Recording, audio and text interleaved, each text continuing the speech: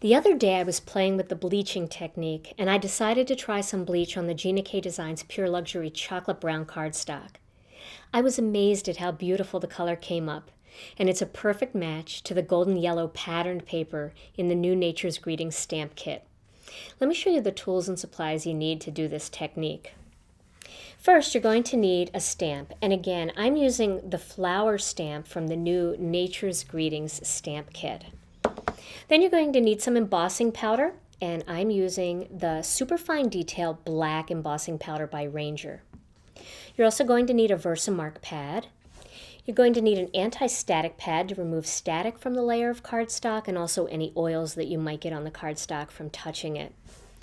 And you're going to need some sort of paintbrush or water brush, and I'm using the Niji small round tip water brush. And I also use this for watercoloring, so what I've done is I've purchased two, one for bleaching and one for watercoloring. This way I don't ever have to worry about bleach contaminating my watercolor paints. Then I have a little tiny plastic cup here with some regular household bleach. I'm using Clorox bleach. Just make sure whatever bleach you use that it's fresh, it's new, because the bleach won't work after it's been sitting out for a while or if it's too old.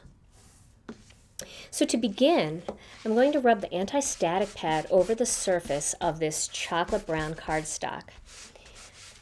And I don't know what enticed me to try this, but I am so glad I did because I thought it would just come up a little bit, maybe to a tan. Oh, wait till you see the gorgeous golden color you get. So I'm going to ink up this flower, and I'm going to stamp it, one in the center, and that will kind of be my focal image. And then I'm going to stamp a couple other ones. I like to turn them as I stamp off to the sides.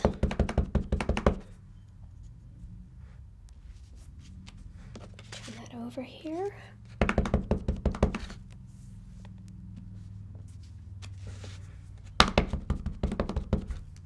And one there. Okay.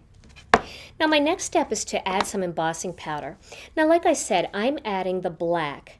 And I was a little apprehensive to add black over the brown because I thought it wouldn't really show up, but once you bleach it, it really does show up. Now, if you like a little bit more sparkle on your cards, you can always emboss these flowers in gold or in silver, depending on what color the cardstock bleaches out to. You can really create some dazzling looks. But we're just going to go with the straight ahead black, and let me blow off any excess.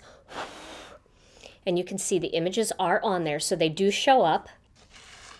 Let me replace my embossing powder here.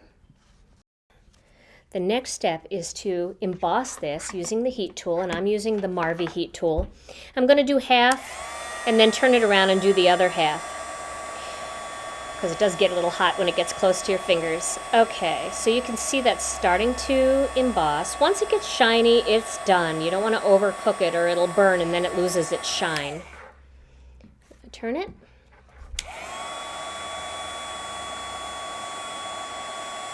And this really embosses quickly. Okay. So now that I have my flowers embossed, and you can probably see that little bit of shine there. So my next step is to add the bleach. So I'm just going to dip the tip. I'm not going to fill the bleach up into my pen because the bleach does kind of soften plastic after a while. Another reason why I wouldn't leave it stored in one of these plastic containers. I would just either put it back in the bottle when you're done or spill it out. And then I'm just going to dip the tip of the brush into my bleach, and I'm going to begin to bleach my flower. Now remember, just like, you know, anything like your clothes or whatever, if you get bleach anywhere else other than where you want it, it's going to bleach. So really try hard to stay in between the lines and not go outside the lines too much. But can you already see that pretty yellow that's starting to appear? So nice. And what I like about how light it comes up is then you can go back over parts of the flower and you can color them and highlight them and shade them different colors of orange and whatever you'd like. But you can really do a lot with that because of how bright it comes up. And this is so fun and relaxing to do. What's nice about the bleaching process is all cardstocks come up different. So every little piece that you use is going to have different shades and different hues of, in this case, the yellow or whatever color you're using. It's going to bleach up very almost airbrushed looking, where parts of it are a little bit darker, parts of it are a little bit lighter, and you get some really neat blended looks that way.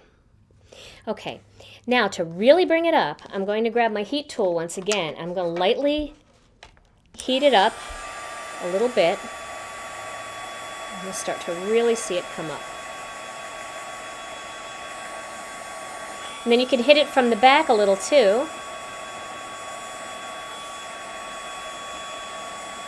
And look at that beautiful, vibrant color. Isn't that pretty? Now let me show you my finished card project, what I did with a strip just like that.